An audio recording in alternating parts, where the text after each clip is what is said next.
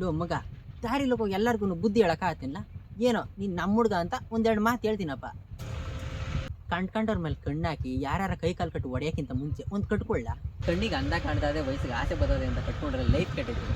ನನಗೆ ಬೇಡ, ಬಿಟ್ಬಿಡು. ಯಾರೆಲ್ಲ ಹೇಳೋರು ಇಷ್ಟು ಒಳ್ಳೆ ಬುದ್ಧಿನ? ಅದು ಈಗಿನ ಕಾಲದಲ್ಲಿ ಯಾರೋ ಹೇಳೋರು ಕಣ. ನಾಕೆ ಹೋಗ್ಲಿ ಪಾಪ ಅಂತ ಏನೋ ಹೇಳ್ತಾ ಇದ್ದೀನಪ್ಪ. ನೀನು ಹೇಳ್ಬೇಡ, ಬಿಟ್ಬಿಡೋಣ. ಲೋ ಮಗ, ನೀನು ಇವಾಗ ತುಂಬಿರೋ ಕೆರೆ ಇದ್ದಂಗೆ. ಇವಾಗ ಮದುವೆ ಆಗ್ದೇನೆ ಇನ್ನೇನು ಬೇಸಿಗೆಲ್ಲ ಬತ್ತೋದ್ಮೇಲೆ ಮದುವೆ ಆದಿಲ್ಲ. ಈ ಚಿಕ್ಕ ವಯಸ್ಸಿಗೆ ಮದುವೆ ಆದರೆ ಬಂದು ಹೋದ್ರ ಜೊತೆ ಬಂಧು ಬಳಗನ ಸೇರ್ಕೊಂಡು ಎಷ್ಟು ಬರ್ಗೆಟೋಗಿದ್ದು ಅನ್ಕೋತಾರೆ. ನನಗೆ ಬೇಡ, ಬಿಟ್ಬಿಡು.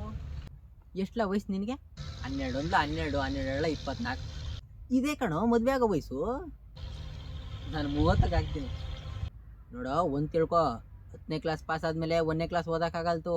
ಇಸ್ಪೀಟ್ ಆಡೋದು ಕಲ್ತಾದ್ಮೇಲೆ ಗೋಲಿ ಆಡೋಕ್ಕಾಗಲ್ತು. ಹಂಗೆ ಮದುವೆ ಆದಮೇಲೆ 30 ವರ್ಷ ಆಗಬೇಕೆ ಹೊರತು 30 ವರ್ಷ ಆದಮೇಲೆ ಮದುವೆ ಆಗೋಕ್ಕಾಗಲ್ತು. ಕಾಸು ಸಿಗ್ತದೆ ಅಂತ ನನ್ನ ವಯಸ್ಸನ್ನ ಯೂಸ್ ಮಾಡಿಕೊಂಡು ಆಲ್ರೆಡಿ ಯಾವನ ಜೊತೆ ಗ್ರೇಸ್ ಆಡಿರೋಳನ್ನ ಗಂಟಾಕೊಂಡು ಮದುವೆ ಆಗಿ ಕಮಿಟ್ಮೆಂಟ್ ಜೊತೆ ರೇಸ್ ಮಾಡೋ ಅಂತ ಹೇಳ್ತಾ ಇದೆಯಲ್ಲ. ಜೀವಮಾನ ಪೂರ್ತಿ ನಿನ್ಗೆ ರೈಸ್ ಬೇಸಾಗಕ್ಕೆ ಆ ಹುಡುಗಿ ರೆಡಿ ಅವಳೆ. ನೀನು ಹ್ಞೂ ಅನ್ನು ಸಾಕು. ನಿಮ್ಮ ಮನೇಲಿ ನಾನು ಮಾತಾಡ್ತೀನಿ.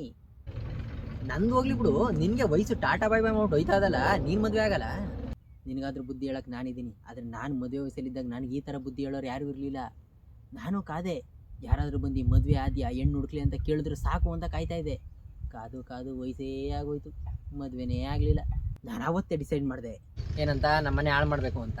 ನಾನು ಅನುಭವಿಸಿದ್ನ ಬೇರೆ ಯಾರು ಅನುಭವಿಸ್ಬಾರ್ದು ಅಂತ. ಪ್ರತಿಯೊಬ್ಬ ಹುಡುಗನಿಗೂ ಸಂಸಾರ ಸುಖ ಸಿಗಲೇಬೇಕು ಅಂತ ಯೋಚನೆ ಮಾಡಿ ಮ್ಯಾರೇಜ್ ಬ್ರೋಕರ್ ಆದೆ ನಾನು. ಮದುವೆನೇ ಆಗದಿರೋ ನಿನಗೆ ಸಂಸಾರ ಸುಖದ ಬಗ್ಗೆ ಗೊತ್ತು? ಹೇ ದಡ್ಡ, ಸಂಸಾರ ಸುಖದ ಬಗ್ಗೆ ನಿನಗೇನೋ ಗೊತ್ತು? ಹೊರಗಡೆ ಕಷ್ಟಪಟ್ಟು ದುಡ್ದು ಸುಸ್ತಾಗಿ ಮನೆಗೆ ಬಂದರೆ ಹೆಂಡ್ತಿ ತನ್ನ ಕೈಯಾರೆ ಅಡುಗೆ ಮಾಡಿ ಬಡಿಸ್ತಾಳೆ. ಅದನ್ನು ಊಟ ಮಾಡಿ ಮಲ್ಕೊಂಡ್ರೆ ಅದು ಕಾಣೋ ನೆಮ್ಮದಿ ಅಂದರೆ. ನೀನು ಹೇಳ್ತಿರೋ ಸಂಸಾರ ಸುಖ ಅಪ್ಡೇಟ್ ಆಗಿ ಯಾವುದೋ ಕಾಲ ಆಯಿತು. ಹೇಳ್ತೀನಿ ಕೇಳು. 8 ಅವರ್ ಡ್ಯೂಟಿಗೆ 4 ಅವರ್ ರೋಟಿ ಮಾಡಿ ಸುಸ್ತಾಗಿ ಮನೆಗೆ ಬಂದರೆ ಹೆಂಡ್ತಿ ಫೋನಲ್ಲಿ ಬೇರೆ ಯಾರ ಜೊತೆ ಕಿಸ್ಕೊಂಡು ಮಾತಾಡ್ತಾ ಇರ್ತಾಳೆ. ಅದೇ ನಾವು ಮಾತಾಡ್ಸೋಕೆ ಗುರ್ರ ಅಂತಾಳೆ.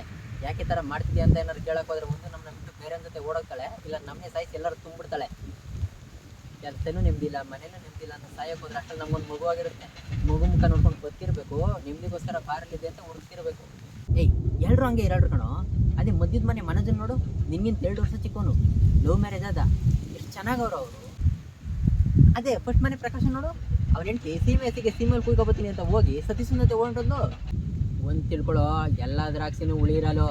ನೀನು ಸುಮ್ಮನಿರಪ್ಪ, ಕೆಲವೊಂದು ದ್ರಾಕ್ಷಿಲಿ ಬೀಜನೇ ಇರಲ್ಲ. ನೀನು ಹಿಂಗೆ ಹುಳಿ ಇಲ್ಲ ಬೀಜ ಇಲ್ಲ ಅಂತ ಕಾಯ್ತಾ ಇದ್ರೆ ದ್ರಾಕ್ಷಿ ಒಣಗೋಯ್ತದೆ. ಪರವಾಗಿಲ್ಲ, ಹಸಿ ದ್ರಾಕ್ಷಿಗಿಂತ ಒಣ ದ್ರಾಕ್ಷಿಗೆ ಬೆಲೆ ಜಾಸ್ತಿ. ಒಣಗೋಗಿರೋ ದ್ರಾಕ್ಷಿಗೆ ಮಾತ್ರ ಬೆಲೆ, ಒಣಗೋಗಿರೋ ಗಂಡಸ್ಗಲ್ಲ. ನೀನೇನು ಹೇಳ್ಮಮ್ಮ, ನನಗೀಗ ಮದುವೆ ಬೇಡ.